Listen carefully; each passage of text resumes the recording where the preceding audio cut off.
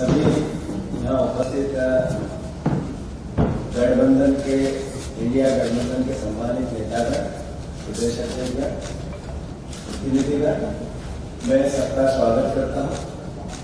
सर्वविदित है कि जिस तरीके से नेशनल स्तर पर, राष्ट्रीय स्तर पर इंडिया गठबंधन का आकार बना और उसका उद्देश्य सिर्फ देश के लोकतंत्र को बचाने के साथ साथ आम आदमी के अधिकार, मौलिक अधिकार, राजनीतिक अधिकार, आर्थिक अधिकार, सामाजिक अधिकार, इनकी रक्षा करना है। महत्वपूर्ण इस अवसर पर यह कहना कि जब हम लोकतंत्र की रक्षा की बात करते हैं तो स्वाभाविक रूप से मीडिया के फ्रीडम की बात करते हैं, संवाद के अधिकार की बात करते हैं, अपनी बात को, अपने संवाद को, अपनी आवाज को स्वतंत्रता से कोई भी व्यक्ति, संस्था, व्यवस्था कह सके। इस देश के निर्माण में सालों साल इसकी रक्षा, उसकी बात नहीं करते हैं। अब आप देखो कि भारतीय जनता पार्टी और नरेंद्र मोदी जी ने अच्छे दिन की बात जरूर की थी, पर ये अच्छे दिन थे क्या? करप्शन जो आंखों से देखा गया, एक वो जो भारतीय जनता पार्टी में वो करप्ट है, उनको अलग नजरिए से इस देश में आजकल देखा जाता है, और एक वो जो विपक्ष में जिन पे आरोप प्रत्यारोप और किसी तरह के आर्थिक अनियमितताओं के आरोप लगते हैं, उनको अलग नजरिए से देखा जाता है। वो जो विपक्ष में रहकर जिन पर आरोप लगे, मुकदमे लगे, भारतीय जनता पार्टी में अगर सम्मिलित हो गए तो फिर अल्टीमेटली जांच समाप्त हो जाती है। ये रोज बोलने वाली बात नहीं है, सर्वविदित है, आप सब जानते हैं इस बात को। नेचुरल स्वाभाविक है। पूर्व में कहा गया कि अरविंद केजरीवाल या झारखंड के हमारे सोरेन जो मुख्यमंत्री हैं, मुख्यमंत्री रहते हुए जिस तरीके का व्यवहार किया, ये लोकतंत्र की रक्षा और लोकतंत्र की सुरक्षा इस तरह का विचार कर ही नहीं सकता। ये डिक्टेटरशिप की ओर आपको अग्रसर कर सकता है, देश को अग्रसर कर सकता है। इसके साथ ही जिस तरीके से चलते चुनाव में पॉलिटिकल दलों के आर्थिक व्यवस्था पर प्रतिबंध लगाना सरकार द्वारा, या उनको सीज करना या अलग अलग तरह की क्रिया प्रतिक्रिया करना, व्यवस्था बनाना, ये भी लोकतंत्र के लिए घातक तो है ही, पर ये तानाशाही की ओर इंगित करता है देश के राजनीतिक माहौल को।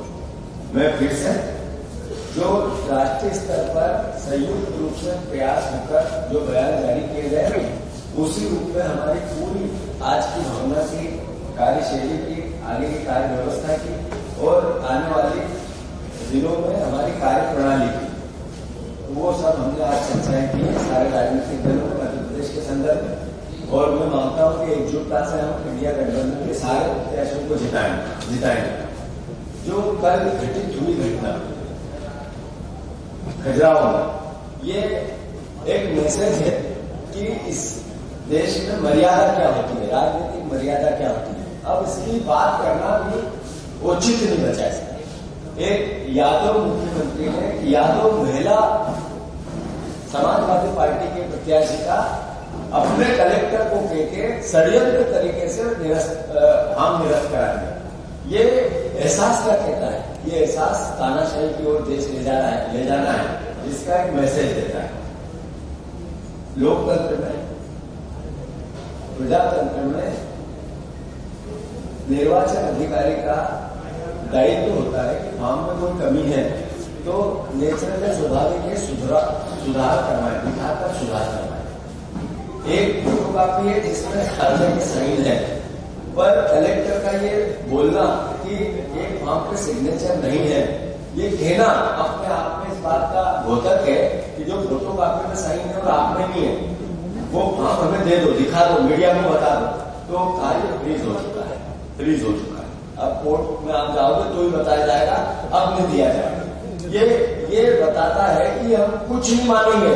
जो छोटे छोटे चुनाव में, सरपंच के चुनाव में हरदर्मिता होती है, वो हरदर्मिता हम सांसद के चुनाव में, देश की सबसे बड़ी पंचायत के चुनाव में करेंगे।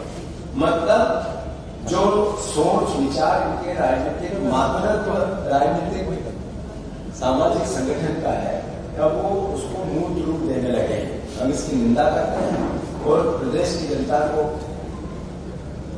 आग्रह करते हैं, प्रार्थना करते हैं कि आपके वोट की ताकत को बचाना है, राजनीतिक मर्यादा को बचाना है, तो फिर भारतीय जनता पार्टी को आपको हराना ही पड़ेगा। रही बात भारतीय जनता पार्टी की, मध्य प्रदेश के संदर्भ में बीजेपी ने 2023 के चुनाव में कुछ बातें कही थी। ये एक तरह से हमारा आरोप पत्र है मध्य प्रदेश के संदर्भ में। आप बताएं, मुख्यमंत्री जी, भारतीय जनता पार्टी, उनका प्रदेश अध्यक्ष रोज भाषण करते हैं और चुनाव को जीतने के दावे किए जाते हैं।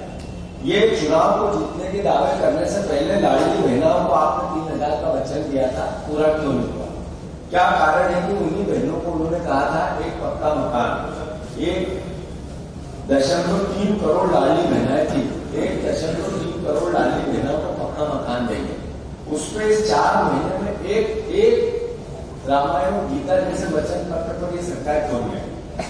ग्रामीण महिलाओं के लिए लखपति बनाएंगे, 15 लाख महिलाओं को लखपति योजना के अंतर्गत पोषण विकास में जोड़ने की बात कही। एक शब्द भी इस पे क्यों नहीं बोला गया? क्या कारण है कि लाडली लक्ष्मी के कुल 2 लाख, लाडली लक्ष्मी को कुल 2 लाख देंगे, सभी बीपीएल परिवार की बालिकाओं को जन्म से 21 वर्ष तक यह लाभ मिलेगा और लखपति बहना बनेगी। उस योजना का क्या होगा?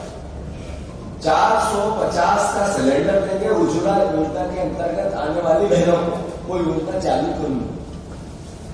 जैसा मैंने कहा, केजी से पीजी तक बीजेपी के घोषणा पत्र की बातें हैं, ये कोई मेरे मन की नहीं है।